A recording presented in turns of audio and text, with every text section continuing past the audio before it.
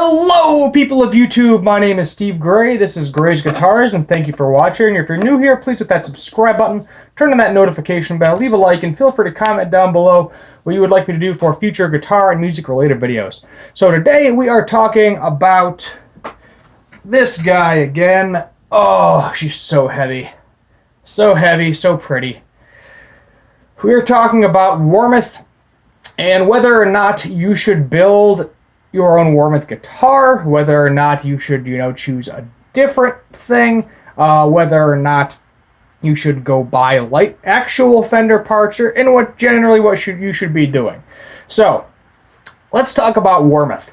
They started building guitars back in the 80s, and kind of their general philosophy was, we want to build necks that are different. They're not the standard. They have the standard Fender shape, but they have some sort of different wood, some sort of, different fretboard finish, different fret sizes, different, scale lengths, different thicknesses of the nut, etc. Basically, they didn't set out to build bodies at first. They were basically just strictly a neck company, and they set out to basically build something different. So if you wanted something different, you went there. Back in the beginning, I've heard rumors that the original stuff was not the greatest, that the fret ends were really, really bad, but now they've gotten to a point where everything is fantastic, and they are on par, if not better, than Fender producing products, USA-made products, by the way, that are technically licensed by Fender, have the headshock shapes, if you would like them. Now, some of you may or may not know, I bought this guitar used secondhand. I did not build it myself, but I learned some new information about the neck. I thought this was roasted maple. It is not roasted maple. I believe it is called gongbao. Probably butchering the crap out of that wood name. And the fretboard is Kingswood. The frets are gold. I believe they are 6105 frets, and it is the standard thin but super wide. I hate this neck. I'm just going to be honest. I've been looking for a while. I can't decide though if I want to stay with the 25.5-inch scale length, which is the Fender scale length, or go to the Gibson scale length. I've determined I think I want to go with roasted maple, either an Indian rosewood, so rosewood fretboard, or ebony, either or I'd be fine with. Probably the same exact fret size, but stainless steel. This is a gold, I think is what they called. At least that's what they told me. It was gold. Doesn't look gold to me, but I may be wrong.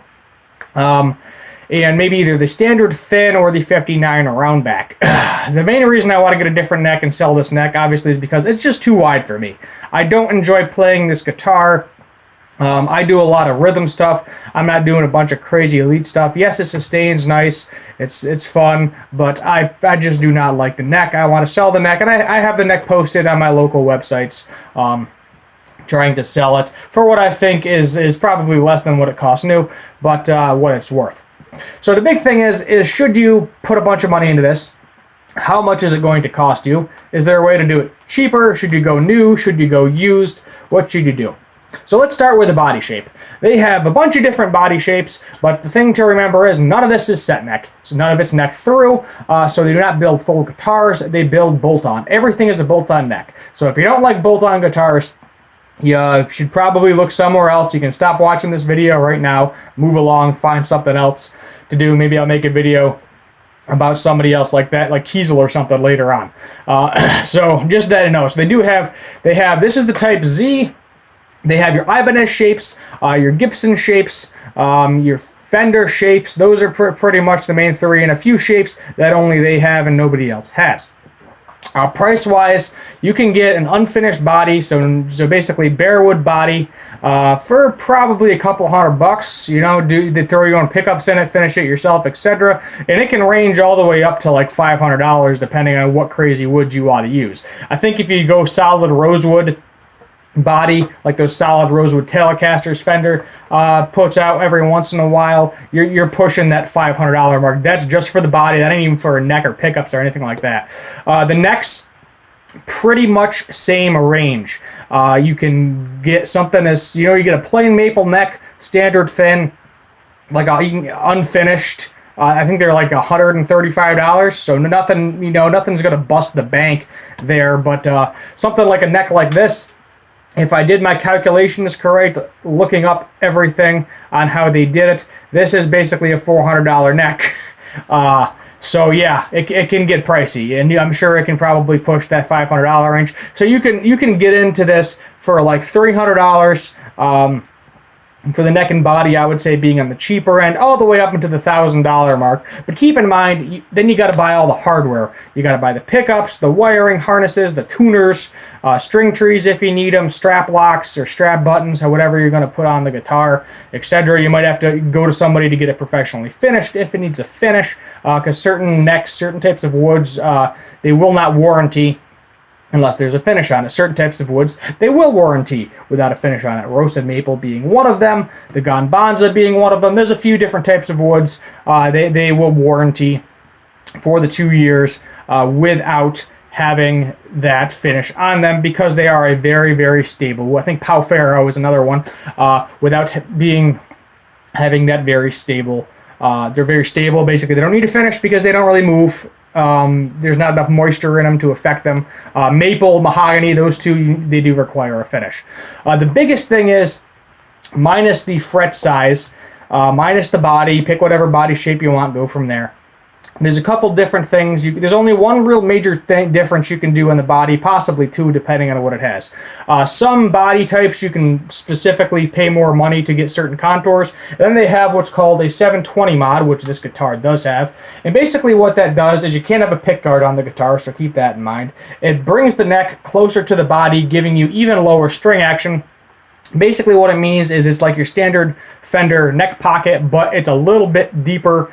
It's a little bit at a different angle, so that way obviously you're not buzzing on the upper frets, but you get even lower fret access, and that you can only get on the custom builds. When you buy a neck, it's very important to know what shape you like, what fret size you like.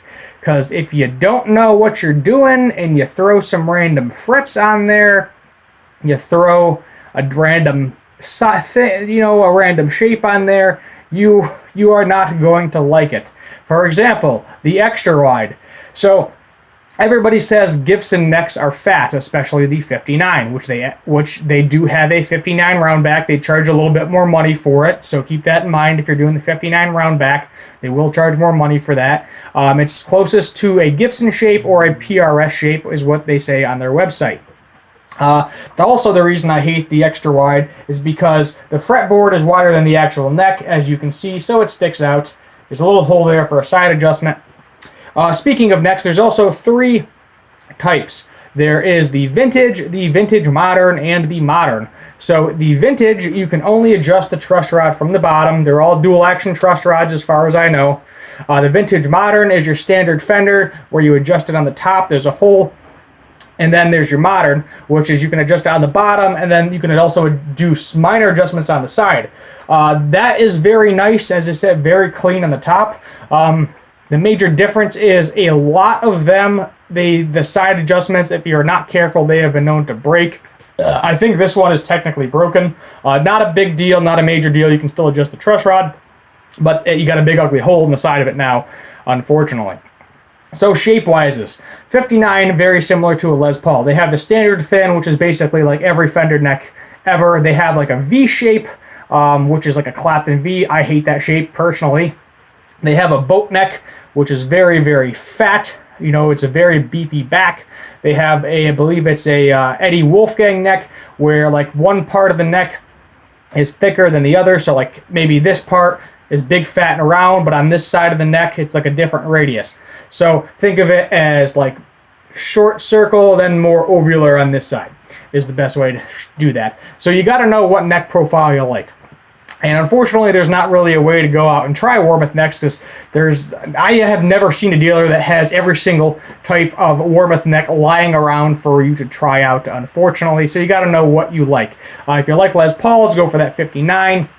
You like the standard Fender shape, go for that thin. They do have the Wizard neck, which is basically like your Ibanez, very thin, very fast neck. So, I mean, pretty much every size shape of neck that you're going to want, you can do. And obviously, if you want to sand it down to your own specifications after you buy it, because you buy it without a finish, if you so choose, you can do that as well. And you can do any finishes. They have a bunch of different finishes for bodies and necks. They do have nitrocellulose, so like the Gibson finish. They do have polyurethane. That's all up to you, whether you like to do it or not. Fret size is going to be the same thing. They have a nice, beautiful chart on their website that compares all of the different fret sizes to what guitars are similar. So there's like a specific Gibson size, there's like a vintage Fender size, there's a modern Fender size, there's a super jumbo where it's like crazy tall and it's almost like you have scalloped frets. You can actually get the fret scalloped if you want to on your guitar, which is pretty cool. They are just a very cool company. Cannot recommend them enough. And there's two major ways to save money. So obviously you can do your own custom build, do whatever you want to the guitar. That's cool, that's up to you. But they do have the more budget-friendly option too, which there's two options how to do this. So one, obviously, is because it is not a name brand guitar, in the used market, they get hit very, very hard. You could between all the parts and everything, you could have like $2,000 into a guitar, and you're gonna be lucky if you get $500 out of it because it doesn't have Gibson or Fender on the headstock. So keep that in mind. Resale value is terrible because they do not have that specific name. Feel playability wise, if the person knows what it is, then you'll get good money out of it. But as I said, just keep that in mind. It's not going to retain value like a Gibson, like a Fender, something that is actually name brand. It makes the instrument harder to sell. So that's something you got to keep in mind. So if you go used market like I did, you can get a $1,000 guitar plus however expensive this was altogether. I rough estimated it to be a little over $1,000, just because you got Fishman Fluence pickups. They're like $250 just for a set of those, and that's basically what I paid for the guitar. I paid for the pickups and got the guitar for free, which was a pretty cool bet on my side. But you do got to kind of keep that in mind. You got to throw tuners in it. Tuners can get expensive. They do have different tuner realms, so you can kind of, if you want Spurzels, if you want Hipshot, if you want Grover, Goto, they have all the different tuner sizes. They can route it to whatever you want. They're all standard 4-bolt. I believe it's all the same spot pretty much where they drill for that 4-bolt if you do decide to have them drill the holes for you. Certain woods, keep in mind, can split, like roasted maple. If you drill holes into it, very prone to splitting. So you got to be very careful. Either that or have an expert do it. I wouldn't recommend drilling holes into your brand new guitar body or neck unless you know exactly what you're doing. So the second, obviously, as I said, the first option was used. Got a little off topic there. Sorry. The second option is to buy from their pre-made section. So if you go to their section, you can type in like build your own neck or buy a pre-made neck, which is kind of what I've been looking for, because it's a little bit cheap. It's typically like $50 to $100 cheaper depending on what you buy. Sometimes they have a crazy deal. At one point they had a flame roasted maple neck. I don't know what the deal is with that. They just decided to throw a crazy sale. It was like $300, and usually they charge like $400 or $500 for those, which was pretty interesting. And so they have a pre-built section where they already made it to specs. They tell you all the specs. You can choose whatever fret size you want. You can choose whatever nut installation you want, and they will make it to those specifications. So also nuts. They have a good variety of nuts. They have your basic Corinne nuts, which is basically just bone. They have a Nirvana nut, which apparently I think it's like the first 5 or 6 fret of the guitars. Basically, it's like the same as this guitar, where the string hits the nut in a specific spot, and it makes it stay in tune better, apparently. At least that's what the website says. You can get a Graphtec nut, or you can just choose no nut. It is definitely cheaper if you choose to buy your own nut. Saves you some money there. Stainless steel is going to cost you extra. Gold frets are also going to cost you extra. Keep that in mind. 59 roundback cost you extra as well too. But you can kind of shop their already made section, get it a lot cheaper there. and that is definitely a good idea to do, especially if you generally know how to do finishing work on an instrument. Then you can get it a lot cheaper because you don't have to buy a body that is already pre-painted, pre-finished, pre-everything. You can just buy the bare wood, paint it to whatever color you want, seal her up, and you're good to go. You got a beautiful guitar for, as I said, probably about $300. So I would definitely recommend checking them out. I'll throw a link to them down in the description below. One day I'll have this neck for sale. If I put it on a Reverb or eBay or something, I'll put a link in case any of you guys want to buy it. It is a Nirvana nut. It's got the Delta tuners. But I've just been watching a lot of Warmoth videos lately. So I thought it would just be kind of a cool idea to recommend them to anyone that is watching this video and to just praise them. The only thing that they say with the frets, keep in mind, is they do kind of round off the edges a little bit. Not as much so as Musicraft. I personally never owned a Musicraft neck or body, so I don't really know the reference. They're not sharp by any means. I don't think this was messed with. But they say if you want that really, really low action, you may have to level the frets. That is the only thing that might be a little bit concerning to you, because if you're spending big bucks on a guitar, you would think they would do that at the factory. That is kind of my only general complaint. But obviously it's a money thing. The more time they put into leveling, crowning, doing all this stuff, the more money they're going to end up charging you. I don't know if that was ever leveled or crowned or not, because I haven't owned the guitar for the entire length of its life, but I have had zero problems with it. You feel the frets a tiny bit, but it's not shanking you in the hand, so no major complaints. Anyway, my name is Steve Gray. This is Gray's Guitars. I've already talked way too much, but I just wanted to throw this out there because I was thinking about it at the time. Thank you for watching, and as always, have a good one.